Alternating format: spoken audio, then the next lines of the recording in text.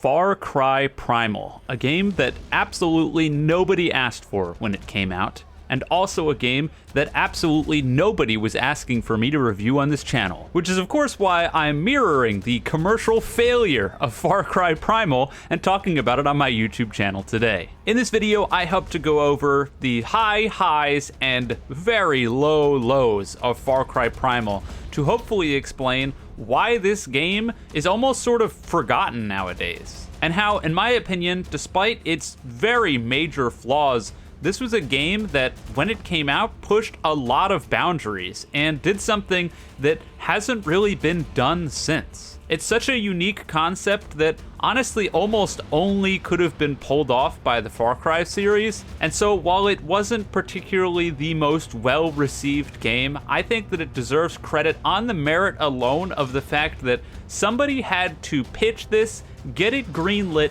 and make the whole thing, despite it being so out there and so unexpected that it's staggering to me to this day. Anyways, with all that being said, let's kick off the review proper with the gameplay.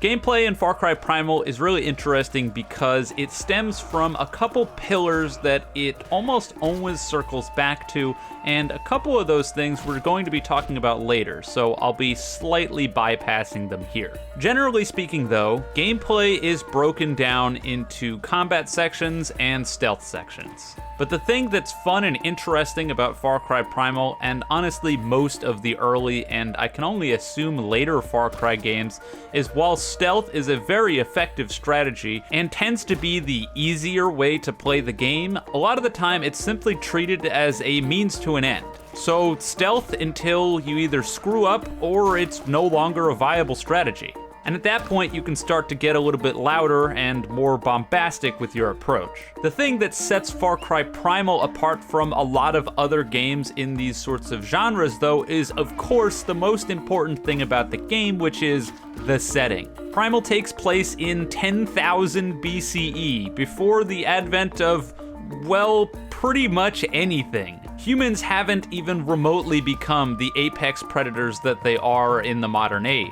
You're not gonna find any crazy guns, mortars, or planes here. No, instead, you're relying on extremely primitive tools like spears, bows and arrows, slingshots, etc. And because of these extremely low-tech weaponry and everything being very analog, the way that the game plays compared to a lot of other first-person shooters is, surprise, surprise, radically different. Slow-moving projectiles and hard-hitting spears lead to a gameplay loop that heavily encourages you to have to be precise, lead your targets consistently, and hit precision headshots in order to make sure that your enemies go down before they can take you out. It's a satisfying loop that simply can't quite be represented by having firearms in the equation. Not to say that I don't like some of the other Far Cry games. Far Cry 3 was one of my introductions to first-person RPGs as a whole, and I'll always be grateful for that. And the bow was one of my favorite weapons to use in that game. But there's just something special about having to consistently lead and take into consideration what weapons are going to be able to hit your enemies at specific ranges. And yet another thing that helps nail down the gameplay of Primal is that despite the fact that the weapons are all extremely primitive, there's not a lacking of weapons on display here. It's not some huge variety, but the fact that there are 3 different bows and arrows in the game, 2 different clubs,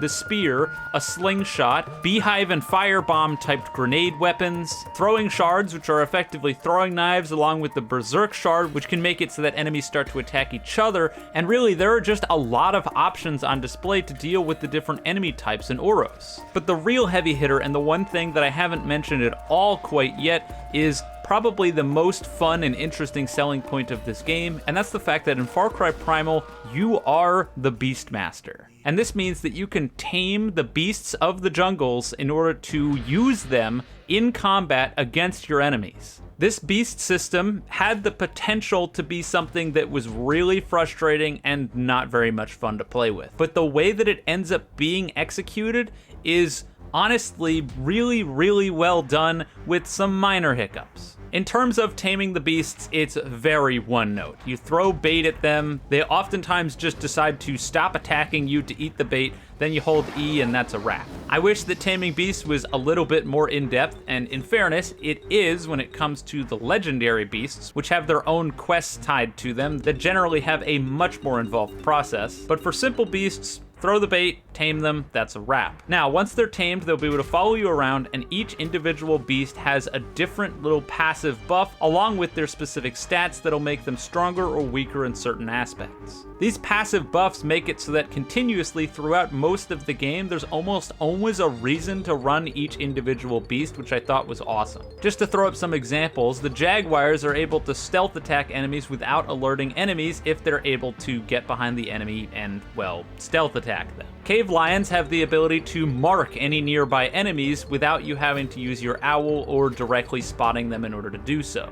And bears, as well as cave bears, have the ability to draw aggro against enemies when they're in a fight, which helps a lot because of their massive health pool. Now, the reason that I said that this had the potential to be really unfun to play, and I'm glad that they didn't do this, was that generally speaking, there isn't an indicator that the beast that you have tamed is, well, yours. And that's a good thing because the enemies don't perceive it that way either, maybe even if they probably should. This means that when a beast starts engaging in combat with an enemy in a camp, the enemies will all treat it as simply a beast attack rather than you sending a beast to go attack them. And this adds a pillar of the gameplay loop, which is hands down, in my opinion, the most fun way to play the game, which is consistently using this third pillar of gameplay, the beasts, as a distraction to engage in further stealth gameplay, along with helping you in combat when it inevitably comes to that. But one of my main issues when it came to the gameplay, especially when it came to more loud-based gameplay as opposed to stealth, is that some of the bombastic approaches that you have the option of taking in the game just don't work as well as they probably should. There was one point where I saw a mammoth outside of a base and I was like, ooh, I'm gonna take the mammoth, I'm gonna go invade the base and clear this whole thing while making a whole bunch of noise. And it didn't work at all. And that's because the AIs would just snipe me off the top of the mammoth, which feels like a massive oversight when I'm on this giant beast that presumably has a huge health pool, but the enemies just kill me right off immediately. It writes this approach out of the gameplay loop entirely and really sucks when you get sort of limited to this hybrid stealth approach because any straight up loud approach is a death sentence. Now, there are a couple boss fights in the game, but these boss fights are bad. They're really bad. The two main boss fights are against the two main leaders of the two opposite tribes that you'll be fighting against in the game, the Udam and the Azelia tribes. This is spoilers, sort of, although the story for the game isn't very good and we'll get there, so it's not really spoilers, I wouldn't worry about it too much. The Ul boss fight, which is the Udam leader, is basically just a heavy guy with a ton of health that calls reinforcements every once in a while. You throw a metric shit ton of spears into his head and eventually he dies. It does tell you that you're supposed to collapse the roof onto his head, which I assume would probably make this a fair bit quicker. I didn't end up doing that and just used spears. It worked nonetheless. The boss fight was just kind of mid. Now, the Batari boss fight is awful. She sits all the way up on this ledge miles away and shoots arrows that will almost certainly one-shot kill you if you don't have full health. This means that the only real way that you're going to do damage to her is shooting her with arrows, and your arrows are relatively slow when coupled with the fact that she's constantly moving around, and it just sucks. It really sucks. When she hits certain life thresholds, she'll call for backup too, which is extra annoying. The boss fight takes way too long and is extremely tedious. It's just bad. The game is not built around its boss fights, at least its human ones. The boss fights when it came to the legendary beast battles were a fair bit better, although they do get sort of trivialized if you have the ability to ride on the back of a saber-tooth. A great example for me would be the Mammoth Great Beast Hunt, which is supposed to take place across several different points where you're supposed to chase the beast across the landscape and then attack them when they get to their new areas. But for me, I was able to just constantly pepper the beast as it ran away to the next area, so by the time it got there, it had no health, and then when it got to the final area, it just collapsed and was done, which is hilarious, clearly not intended, but the other boss battles work a whole lot better. Those being the fights against the Bloodfang Sabertooth, the Great Scar Bear, and the Snowblood Wolves, all of which I won't talk about too much, just know that they're well done.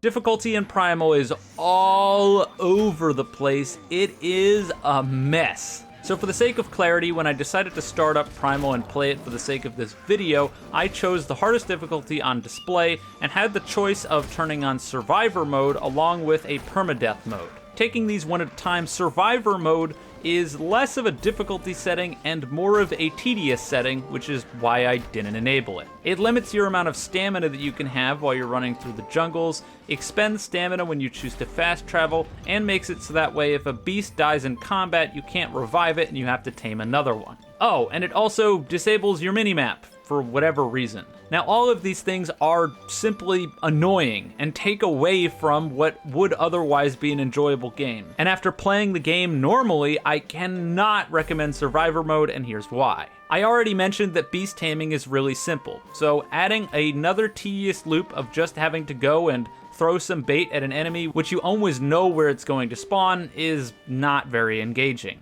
This might be more impactful with the fact that the legendary beasts can die and then you can't retain them, I can only assume, but the actual effects of the legendary beasts versus the normal beasts that you can get is not that huge, so even if they did die, I don't think it would be that big of a deal. The minimap is an incredibly important resource, especially since you can get skill tree upgrades on the skill tree that directly help you by marking things on the minimap to make the gameplay loop less tedious. I didn't mention it in the gameplay loop because I was going to mention it in progression, but one of the main drives with Far Cry Primal's gameplay is the fact that you need to craft all of your weapons on the fly. There's no shops or anything where you're going to be buying stuff. You need to harvest the resources out in the world and then use that to craft everything that you want to use to fight against the enemies. This means that you have to find the resources to craft stuff. And when you buy upgrades to mark those on the minimap, it helps substantially and wastes less of your time. Survivor mode, no minimap,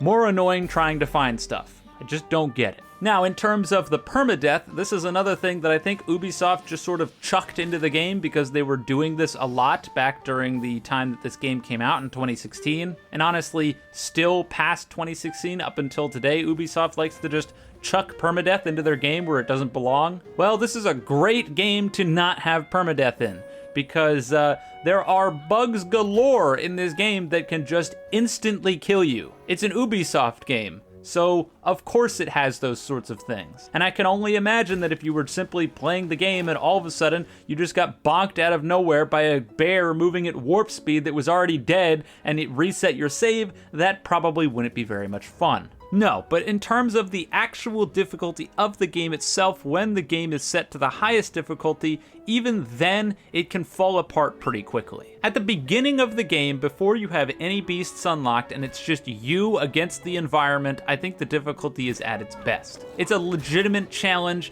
and a consistent worry while you're walking through the wilderness. At any point, predators can try to ambush you and take you out, and these predators can kill you really fast, sometimes in a singular hit. Now, it's not to say that you're defenseless. Of course, you have your weapons, along with the fact that you can light your weapons on fire, and fire will scare away predators. The end-all be-all is, at the beginning of the game, I was always looking over my shoulder and worrying about what might come out to get me. And that was not even considering the fact that I also had to worry about the human enemies of the game, which at any point, once again, could kill me in 1 to 2 hits, and I had to always be on guard about, as well as having to consistently make sure that I was aiming for headshots, because if I wasn't hitting headshots, they weren't going down until I hit them with 2 to 3 arrows after the fact. The main problem is, as you progress through the game sort of trivializes itself, which I think is a blessing and a curse. You see, I think one of the main goals from the developers for Far Cry Primal was to show the slow mastery over nature that man obtains as they evolve. And obviously, it's not realistic that man is evolving in the term that they're going to evolve over one lifespan,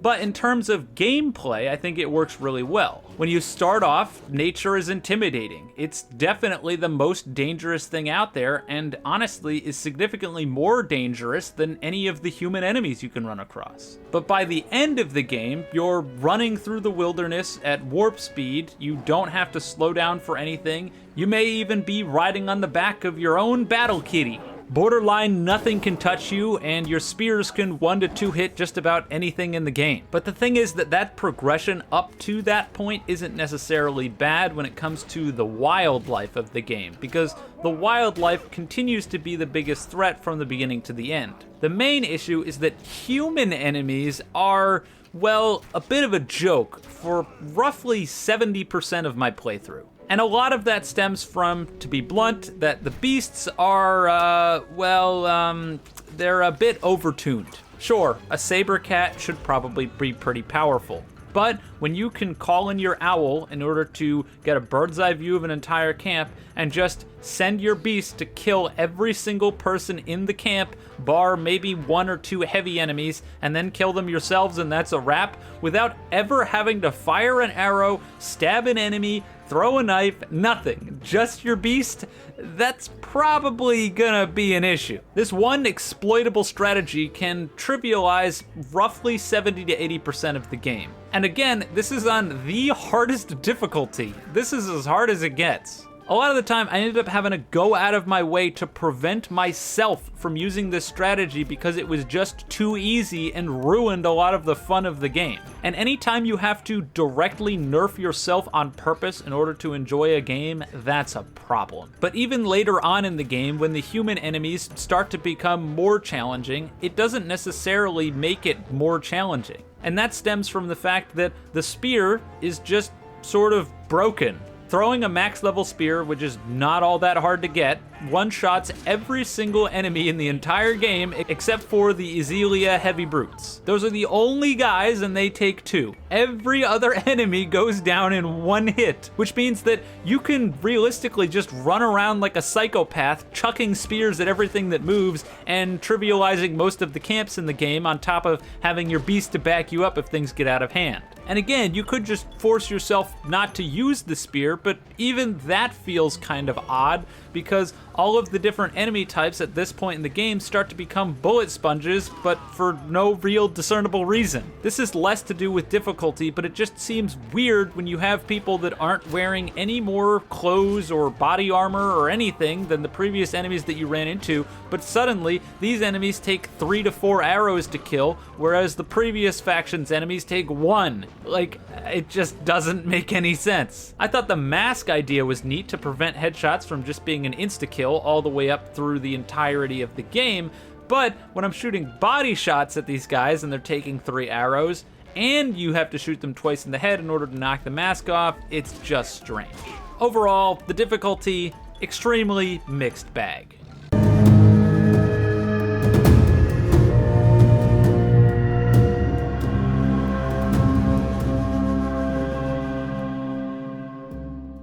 The open world of Far Cry Primal is almost a masterclass in how open worlds should be handled. Not only does it have a variety of different biomes, but it also consistently engages the player with stuff pretty much every single step they take. Whether it be resources that you might want to grab, animals wandering around, predators wandering around, or enemies wandering around, there's never a dull moment when you move through the landscape. I know basically every single person who's watching this video is going to be coming from my Roblox content, so this game is a perfect representation of how I wish a lot of these Roblox games handled their open worlds. There is nothing empty or barren wasteland about it. This world is jam-packed consistently with stuff going on, which makes it feel lived in. And to be clear, that's not realistic. It's absolutely not realistic that every 6 steps that you take there would be an animal or a predator, even back then. But regardless of the realism of the situation, it feels real when you're walking through and there's consistently stuff going on. And this is of course helped by the fact that there are consistently random events that'll pop up that you can use to help your village that you're building, saving your prospective villagers from predator attacks or enemy incursions. Now, the open world, of course, lends itself to the progression of the game, which, just like difficulty, is admittedly a mixed bag. The two main aspects of progression in Far Cry Primal is crafting items, as well as gaining skill points to increase your skill tree. Now, the skill tree itself, I think, is mostly well done, with a lot of the things being locked until you get to certain story elements, or you craft certain characters' homes in your village, which will unlock the ability to unlock those things in the skill tree. It gives you goals and things to continuously work towards from the beginning of the game to the end of the game, which is good. The main issue ends up coming from the power balance of some of these skills, of course, unsurprisingly, as well as the entire area of crafting to increase progression. Some upgrades seem really good on paper. You might unlock them and spend a ton of points doing so, and then when you actually use it, well, it's just not that. For example, there's an upgrade you can get which will make it so that way when you light your weapons on fire, it doesn't cost you anything. And you can get another upgrade where every single time that you use one of those flaming weapons and switch to another one, it will also be on fire. This, in theory, should be really good for flame arrows because it means that every single time that you knock another arrow, it'll also be on fire. The problem ends up being that the balancing on these flame arrows is atrocious. You would assume that if you lit your arrow on fire, it would do the basic damage of the arrow and do fire damage. But that's not how it works. You actually do less damage because the fire arrow lights them on fire. Now granted, there's a non-zero chance that over time you do more damage with the fire arrows. But that time is such a significant amount of time that it's really just not worth lighting your arrows on fire directly to fight enemies. And that just doesn't make any sense and makes this upgrade borderline feel pointless. Why would it matter if I wanted to consistently fire fire arrows if they're not even good? And lighting other weapons on fire isn't much better. If you light the club on fire, it disables the ability to use your heavy attack, which especially on higher difficulties is really, really important. So overall, upgrades like this one, and a couple others that I can't remember off the top of my head, just feel like scams and a waste of points. For no real reason too, because this feels like it could have been such an easy layup. In terms of crafting new weapons and the ability to progress your character that way, this is handled a fair bit better. One of the other main pillars of gameplay in Primal is the ability to hunt animals and use their skins in order to craft things. It's something that's present in the previous two Far Cry games before this one, and it fits so much better in this game compared to those in my opinion, and I suppose that makes sense because of the setting. You can craft upgraded versions of your bow and arrow, spears, and clubs, along with gaining the ability to get throwing knives, bee bombs, fire bombs, all sorts of stuff. I mentioned a lot of it in my gameplay section, and this is how you unlock it. It only really struggles when you start to look towards the fact that you oftentimes are encouraged in order to progress in the game to upgrade huts in your own village, and the actual unlocks for upgrading these different huts varies wildly. Sometimes the upgrades on the huts grants you new quests, sometimes it just grants you XP and nothing else, sometimes it completely unlocks new upgrades available. It's so wild and varied, and I wouldn't really have as much of a problem with it if there weren't some of them that were just XP, because that just feels wrong. You have to spend so much time gathering all this stuff to upgrade it, and then all you get is experience? Like, what?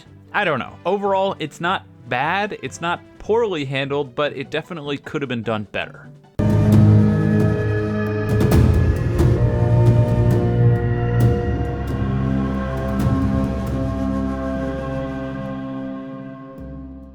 Story? What story? The story is hands down the biggest misplay that's made in Far Cry Primal because, to put it bluntly, it's abysmal. It's basically not even here. Spoiler warning, I suppose, but not really, because it's so predictable and obvious that just like, come on.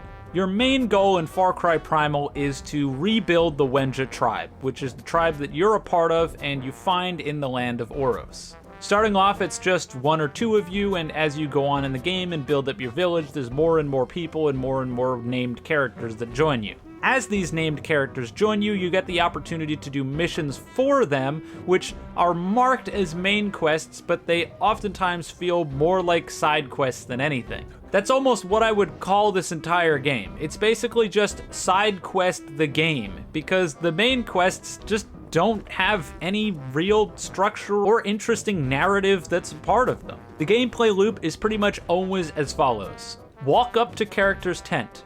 Enter character's tent. Talk to character about doing specific task.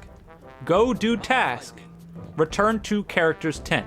The quote-unquote main story involves simply killing 2 leaders of opposing tribes. When you go to kill these 2 specific leaders, when you actually get there, there's no real interaction with them. You just show up, there they are, time to kill them. Now, in fairness, you did have interactions with these leaders before, but it's some of the most garbage, terrible writing in video game history. Your character has a very large tendency to get captured in this game, and the 2 people who capture you, especially the second time that they do it, they just don't have any reason to do that. When you first run into Uhl, the main enemy of the Udam faction, who are a tribe of cannibals that are dying from a disease up in the frozen north, he comes to your village, grabs you, talks shit, and then throws you away and leaves. He had you grabbed, he could have just killed you right there, but nope, didn't feel like it today. I'm out of here, see ya. Then you start going into his homeland, and he gets the jump on you, knocks your ass out, and surely he kills you now, right? No, he doesn't. He just locks you in a cage which you escape from in 2 seconds because these cages are worthless. Like, why the hell did he not just kill me? What's the point? I mean, I've got complaints enough with the fact that I just don't see how my character would even get caught off guard by this nonsense. I literally just killed all these people, and then this random guy shows up and goes, club to the back of the head, see ya. But then, later, you run into the leader of the Azelia tribe, Batari. Now, I can't show a lot of this stuff on screen, mostly due to partial nudity, but she shows up, threatens your life, and says, hey, join me. And your character's like, nah, I'm not gonna do that. So then she's like, okay, I'll chuck you into this fire pit, which you immediately escape through the bottom of the fire pit. Not sure how they didn't know about this blatantly obvious design flaw. But then, later on, you run into her again, and you're surrounded by all of these people, but all of them just kind of stare at you. And then you manage to stab her and run away. It's just like, I should be dead right now. Not only that, but when the game is technically over and you've finished up killing both of the enemy faction's leaders, the game isn't even over if you haven't done all the side content. Yeah, you remember how I was telling you that you can talk with those leaders and different characters that you learned about earlier, and they'll give you main quests that are technically side quests? Well, you have to complete all of those before the game cuts to credits. So in my case, it led to this extremely awkward moment where one of the guys that you capture from the Udam tribe who agrees to help you is dying of a sickness, and his very last quest is to go kill some Azelia people, then come back, and he's like, well, I'm dying, and it's gonna be a slow, painful death, so I need you to kill me. So I kill him, walk out, and then it's like, yay, celebratory, game is over, woohoo! Which just feels so wrong. Why are we celebrating right after this tragic moment where I had to kill what is effectively one of my own citizens? Why doesn't it cut to credits after you kill the last leader? I don't get it. And the thing that's even more funny is that I'm pretty sure when I first played this game back in 2016, I don't think I ever even got to the credits because I didn't know that this was the case, and so I'm fairly certain that I killed the last leader and then just called it quits. To put it bluntly, the story is beyond awful and definitely not what the game was designed around. I think there was definitely opportunities that they could have had here to make an interesting story, but I'm not even gonna try to get into that because what's done is done. Either way, this is pretty much wrapping up, so let's move over to the conclusion.